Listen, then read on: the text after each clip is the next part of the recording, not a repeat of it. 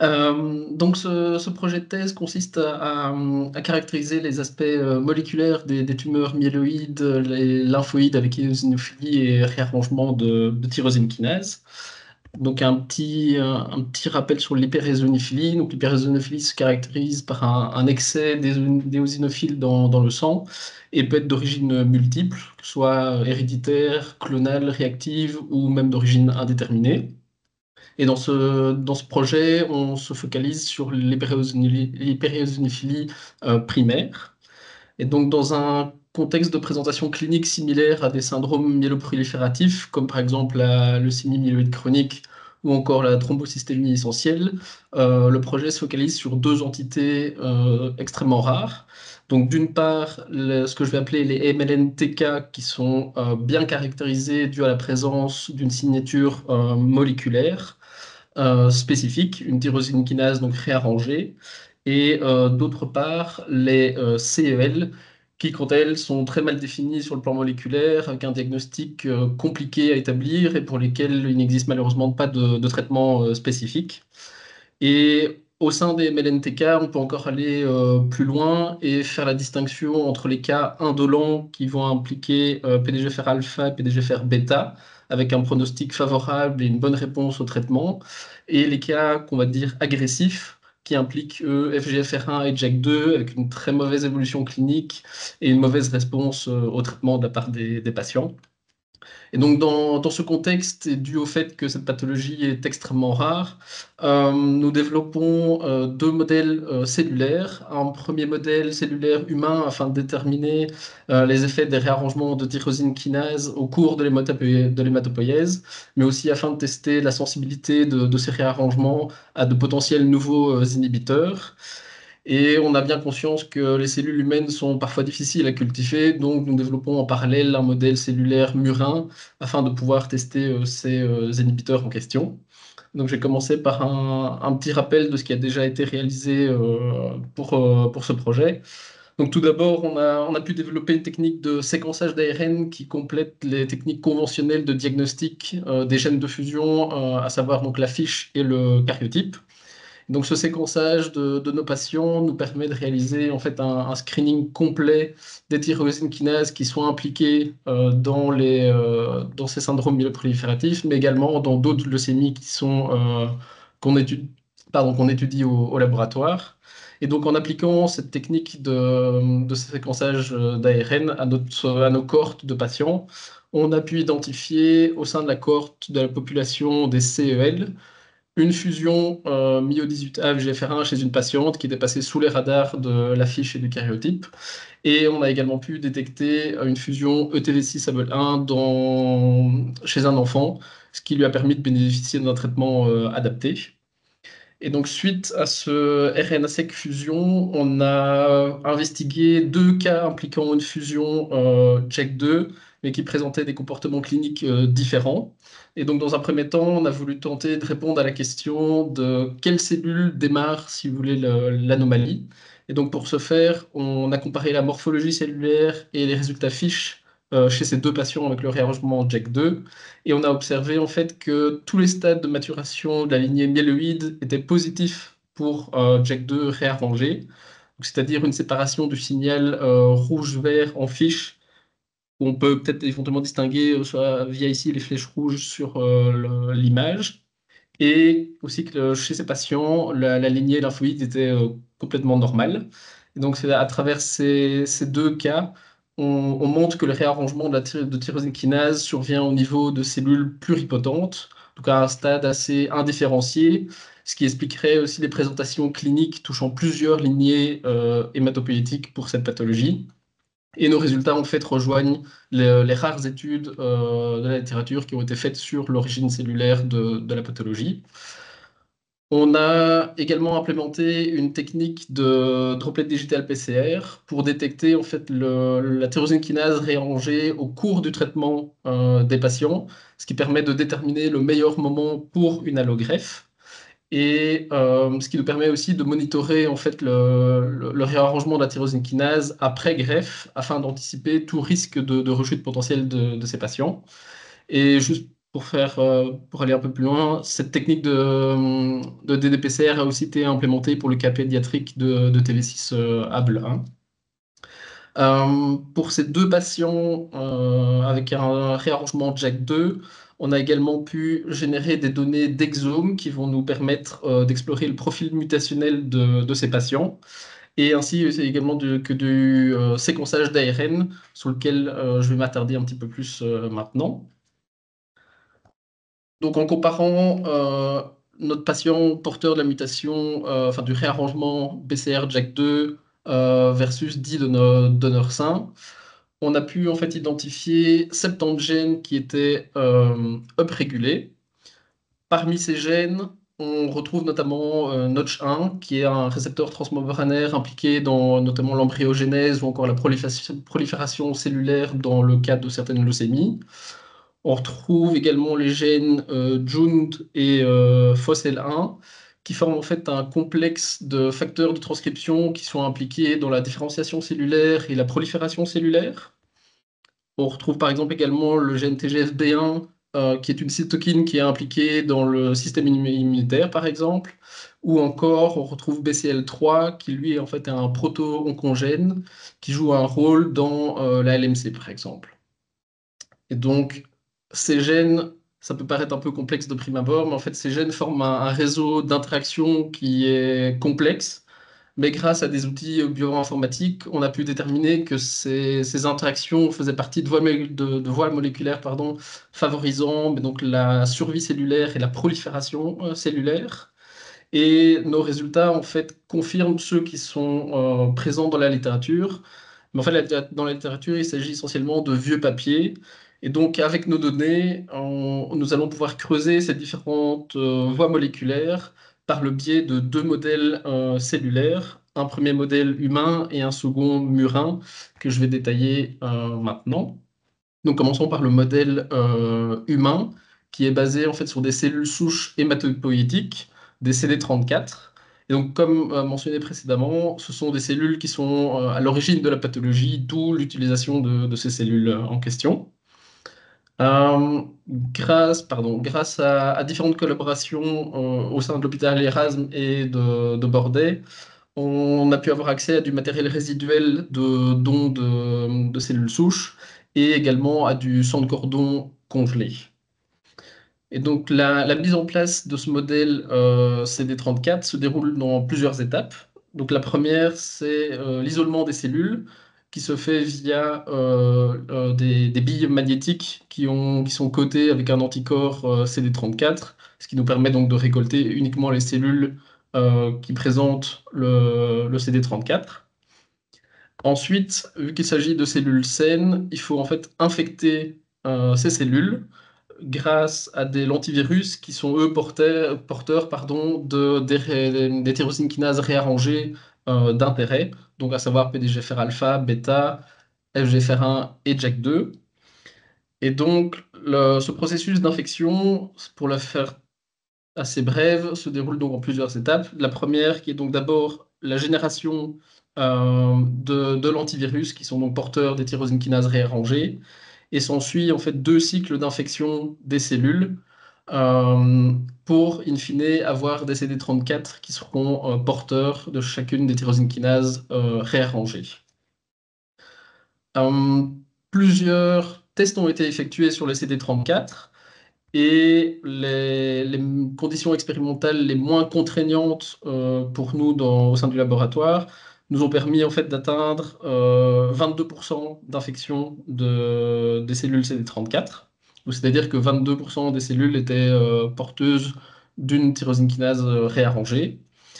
On a procédé à plusieurs essais pour répliquer ces résultats, mais malheureusement, comme vous voyez, en fait, on n'a jamais pu réatteindre ces 22%. Et donc, ce modèle humain aurait été vraiment l'idéal qui se rapproche le plus. C'est le modèle qui se rapproche le plus de la réalité. Mais en fait, les résultats d'infection ne nous permettent pas de procéder au test souhaité. Donc, en fait, on est passé sur le modèle murin, un modèle qui utilise donc une lignée cellulaire, les BAF3. Et donc, cette lignée cellulaire, en fait, ce sont des pro-lymphocytes B qui dépendent d'une interleukine pour la croissance. Cette lignée est très utilisée pour des tests pharmacogénomiques sur des tyrosines kinases et a notamment permis des tests de sensibilité à l'imatinib ou au ponatinib, qui sont des inhibiteurs de tyrosine kinase qui sont donnés aux patients. Et elles ont aussi un autre avantage majeur, c'est qu'elles s'infectent très facilement. Et donc pour cette partie du projet, on collabore avec Jean-Baptiste Demoulin de l'UCL, Ariane Sablon qui est une postdoc à l'ULB, et le Cédric Blancpain m'accueille aussi dans son laboratoire pour faire toutes ces expériences. Alors, je vais m'attarder un petit peu plus sur le fonctionnement du coup de cette lignée BAF3. Donc, en fait, une cellule normale à laquelle on fournit de l'interleukine grandit et prolifère sans problème. Par contre, dès qu'on la prive de cette interleukine, elle meurt. Par contre, si on vient infecter cette cellule avec un oncogène, donc c'est-à-dire une tyrosine kinase réarrangée dans notre cas, et qu'ensuite on les prive d'IL3, les cellules en fait acquièrent une indépendance à l'IL3 et elles grandissent et elles poussent sans ce besoin d'IL3, ce qui montre aussi que du coup les tyrosines kinases réarrangées ont vraiment un caractère oncogénique. Euh, je vais surtout vous présenter par la suite les résultats qui impliquent PDGFR alpha et PDGFR bêta comme tyrosine kinase réarrangée. Donc, dans un premier temps, on a voulu confirmer le caractère oncogénique des fusions alpha et bêta. Ce sera plus court de dire alpha et bêta pour chacune des fusions. Et donc pour ce faire, on a mesuré le taux de prolifération des cellules avec ou sans interleukine 3. Et on a également utilisé des cellules qui sont indépendantes à l'IL3 pour leur croissance et qui seront notées avec une petite astérix dans les graphiques suivants. Donc sur le graphique ci-dessous, en gris, c'est-à-dire la condition avec IL3, on remarque que toutes les cellules, que ce soit donc les cellules wild type, les cellules contrôle ou les cellules qui sont porteuses d'une tyrosine kinase réarrangée, poussent. Par contre, dès qu'on prive d'interleukine 3, les cellules wild type meurent, les cellules contrôle meurent également, et seules les cellules qui sont porteuses d'une tyrosine kinase réarrangée poussent et prolifèrent. Donc, ce qui montre que les deux tyrosines kinases réarrangées ont bien un caractère oncogénique. Ensuite, on a voulu savoir si les cellules qui sont porteuses de cette tyrosine kinase réarrangée produisaient en fait des protéines de fusion. Et donc pour ce faire, on a réalisé un Western blot sur deux lignées cellulaires, des HEK et les BAF. Et donc les membranes des Western blot ont été incubées avec des anticorps qui sont spécifiques aux tyrosines kinases réarrangées, donc c'est-à-dire alpha et bêta. Et en fait, sur ce Western blot, on observe des bandes en fait, qui sont spécifiques au poids moléculaire attendu pour chaque tyrosine kinase réarrangée, et que ce soit dans la lignée HEK ou dans la lignée BAF. C'est-à-dire qu'ici, on a bien une bande, si on incube une membrane avec l'anticorps alpha, il n'y a bien que les cellules qui sont porteuses d'alpha où on retrouve une bande, et ici pareil du coup pour bêta. Ensuite, on a voulu savoir si ces protéines de fusion étaient actives. Et donc, pour ce faire, on a réalisé un Western blot dirigé contre STAT5, qui est en fait une cible connue de cette tyrosine kinase réarrangée. Et donc, si STAT5 est phosphorylé, c'est que la protéine de fusion est active. Et c'est ce que nous observons en comparant, par exemple, ici, nos cellules wild type aux cellules qui sont porteuses d'alpha. Donc, STAT5 seul, STAT5 non phosphorylé est bien présent dans les deux lignées. Par contre, il n'y a que la lignée qui est porteuse d'alpha qui présente une phosphorylation de stade 5, ce qui veut dire que notre lignée porteuse d'alpha est bien, comment dire, que notre protéine de fusion, pardon, alpha est bien active. Donc si je veux résumer, en fait, les lignées cellulaires qu'on a générées sont capables de proliférer en absence d'IL3 et ont une protéine de fusion active. Donc en fait, cette validation de notre modèle nous a permis de tester différents inhibiteurs de tyrosine kinase. Donc, dans un premier temps, on a testé la sensibilité de PGFR alpha, PGFR bêta à l'imatinib, qui est en fait l'inhibiteur de tyrosine kinase conventionnel donné aux patients qui sont porteurs des fusions alpha et bêta. Et donc, sur le graphique ci-dessous, on voit qu'en rouge et en vert, on observe une sensibilité immédiate en comparaison au contrôle ici en bleu. Et donc, ces résultats sont en fait en lien avec ce qui est observé en clinique. En effet, en fait, les patients qui sont porteurs d'alpha et de bêta répondent très bien et très vite à l'imatinib, d'où l'importance de vraiment détecter ces marqueurs moléculaires chez les patients.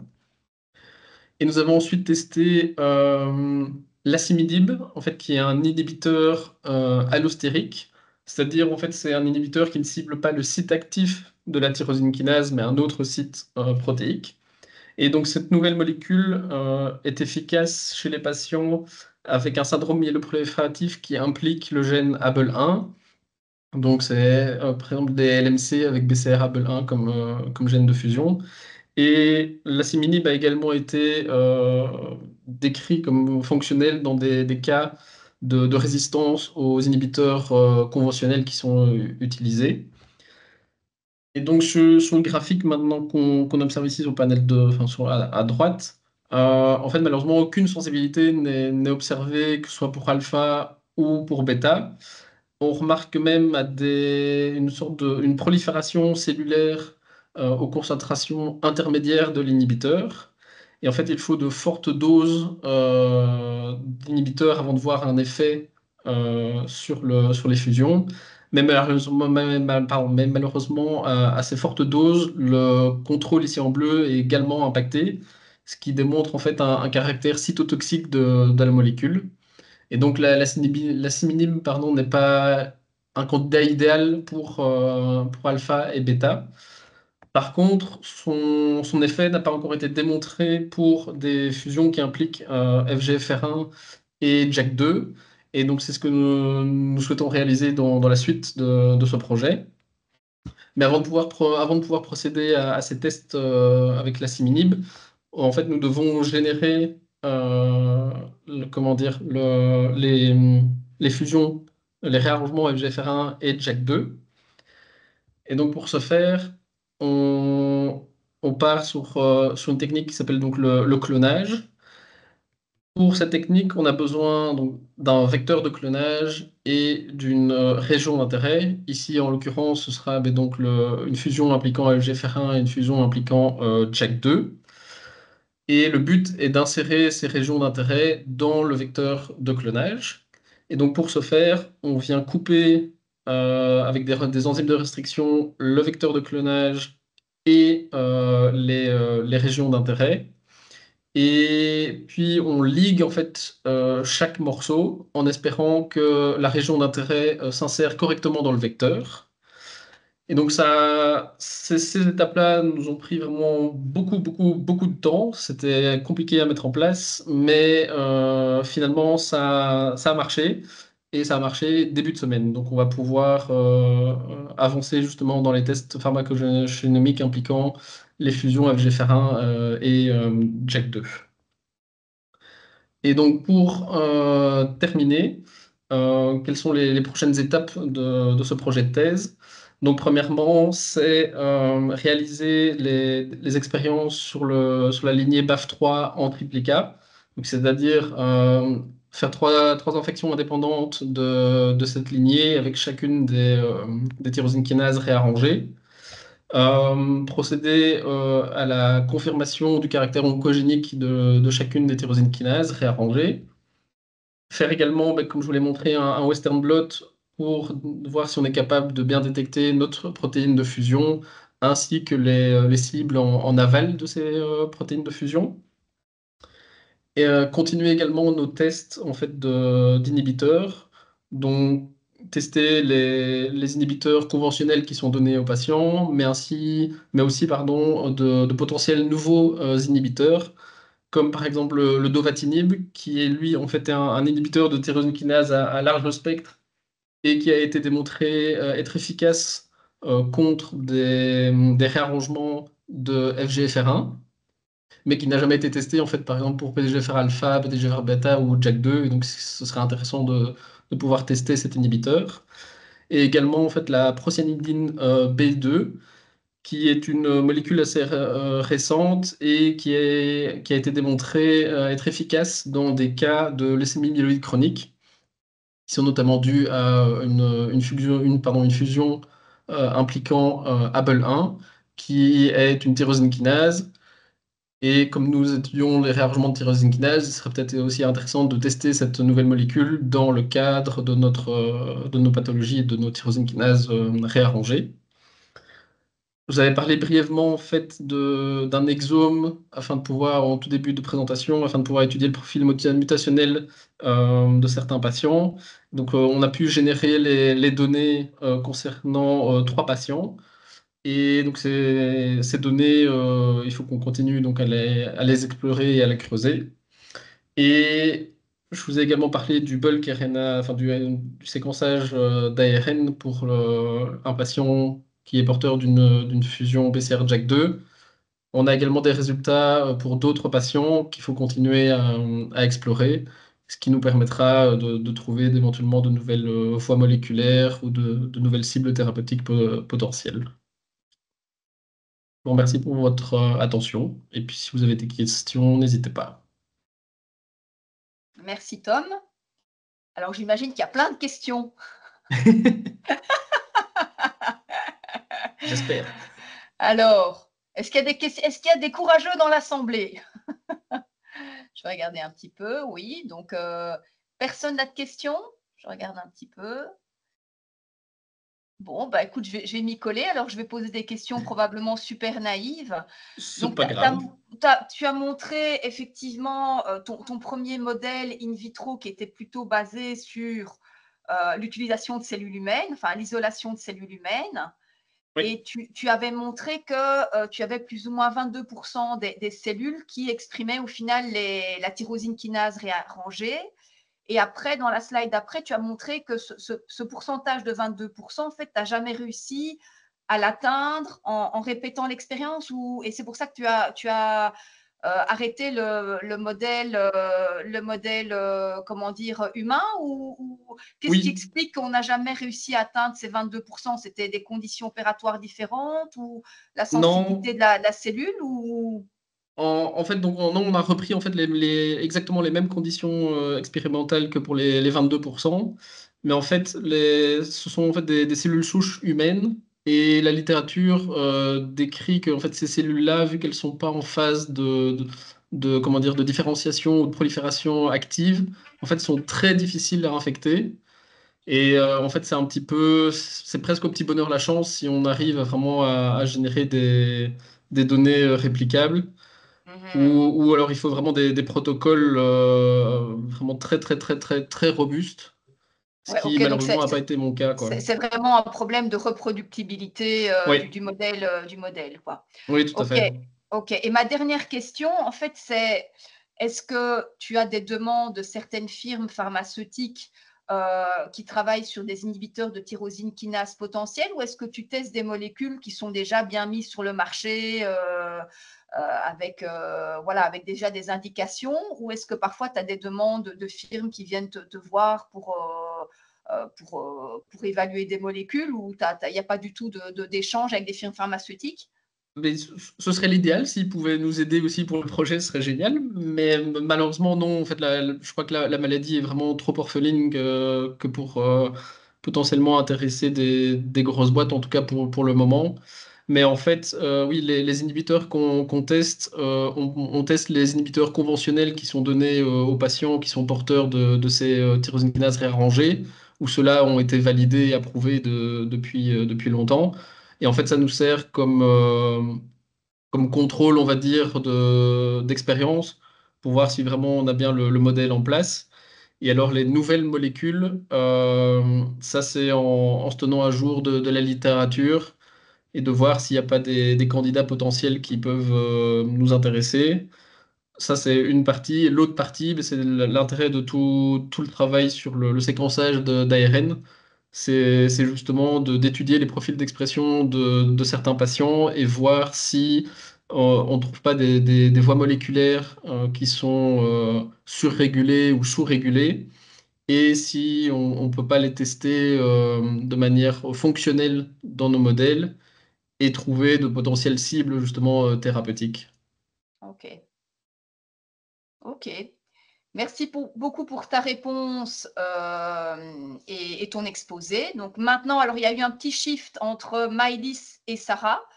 Donc la prochaine oratrice sera Maëlys Lowers. Donc j'espère que Maëlys est bien présente. Ok. Donc